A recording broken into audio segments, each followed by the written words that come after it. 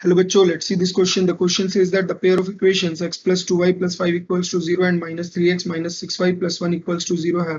हमें बताना है कि इन दोनों इक्वेशंस का एक यूनिक सॉल्यूशन होगा, एग्जैक्टली टू सॉल्यूशन होंगे, इनफाइनाइटली मैनी सॉल्यूशन होंगे या फिर कोई भी सॉल्यूशन नहीं होगा। तो हमें ये पता है कि a1 अगर मान लीजिए दो लाइंस की इक्वेशन मेरे पास है कि a1x plus b1y plus c1 equals to 0 और a2x plus b2y plus c2 equals to 0, ये दो इक्वेशंस अगर मान लीजिए a1 upon a2 is equals to b1 upon b2 is equals to c1 upon c2 है, तब तो ये लाइन क्या हम बोल देंगे कि ये कोइंसिडेंट होंगी इनफाइनाइट सॉल्यूशंस होंगे। इस केस में अगर मान लीजिए a1 upon a2 is equals to b1 upon b2 है और ये c1 अपॉन c2 के इक्वल नहीं है, तब ये पैरेलल होंगी और पैरेलल होंगी इसका मतलब नो सॉल्यूशन, कोई भी सॉल्यूशन नहीं होगा।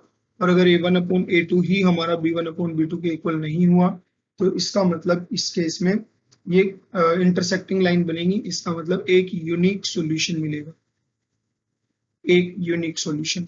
अब हमारे पास जो लाइन्स है वो क्या है, x plus 2y plus 5 equals to 0 and minus 3x minus 6y plus 1 equals to 0। अगर a1 upon a2 b1 upon b2 c1 upon c2 हम देखना चाहें तो हम क्या लिखेंगे, 1 अपॉन माइनस 3, एक तो ये बनेगा, दूसरा बनेगा 2 अपॉन माइनस 6 जो कि ऑल्सो माइनस 1 अपॉन 3, और जो तीसरा बनेगा वो 5 अपॉन 1 बनेगा।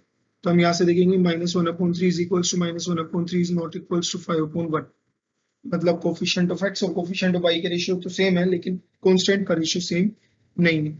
इसका मतलब ये वाली लाइंस जो है वो पैरेलल होंगी, अगर पैरेलल होंगी तो इसका मतलब हम बोल देंगे कि नो सॉल्यूशन। तो जो हमारा फाइनल आंसर बनेगा, final option, that is option D. So the final answer is option D, that is no solution. So this is the explanation to this question. I hope you understood the explanation. Thank you.